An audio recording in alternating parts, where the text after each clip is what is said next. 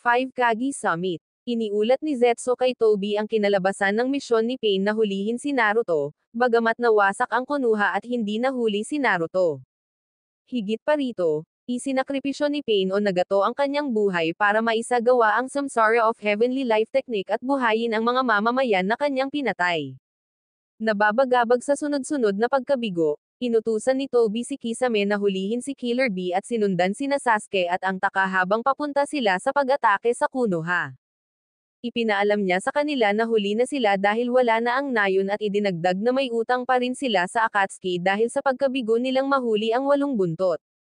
Habang nag-uusap sila, iniulat ni Zetsu na si Danzo ang magiging susunod na Hokage at dadalo siya sa Kagi Summit sa lupain ng Bakal. Nakakita si Toby ng kompromiso, si Danzo ay isang konspirador sa pagpatay sa mga Uchiha, at kung papatayin siya ni Sasuke sa Kagi Summit, makakatulong iyon sa mga plano ni Toby.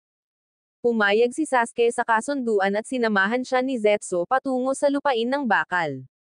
Ngunit pagdating nila roon, inutusan ni Toby si Zetsu na ibunyag ang kanilang presensya sa mga nagtitipon na Kagi.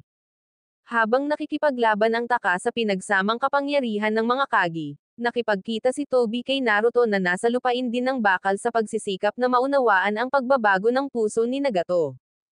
Hinarap siya ni Kakashi at Yamato, ngunit ayaw makipaglaban ni Toby, sa halip ay kinuwento niya sa kanila ang tungkol sa Sage of the Six Paths, ang katotohanan tungkol sa angkan ng Uchiha, at ang pagbagsak ni Sasuke sa kadiliman.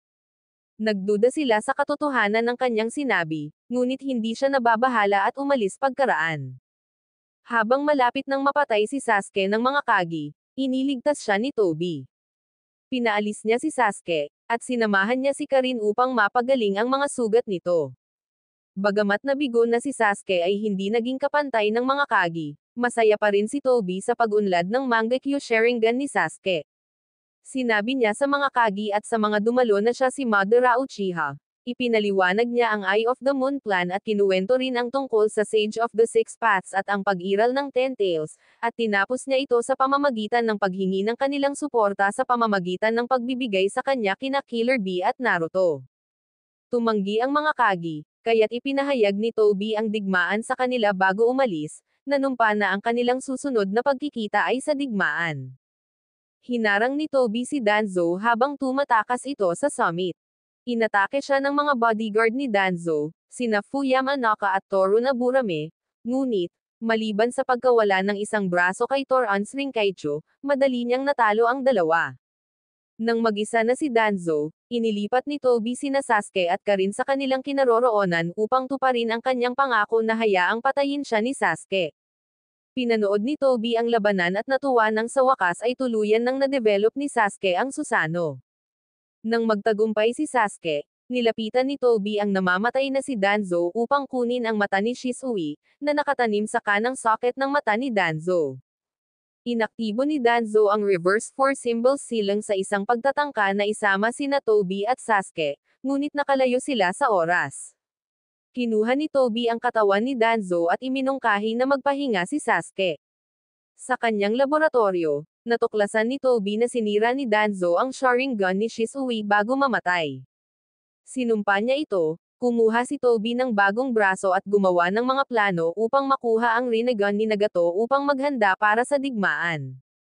Bago pa siya makaalis, ipinaalam sa kanya ni Zetsu ang laban ni Sasuke kay Naruto.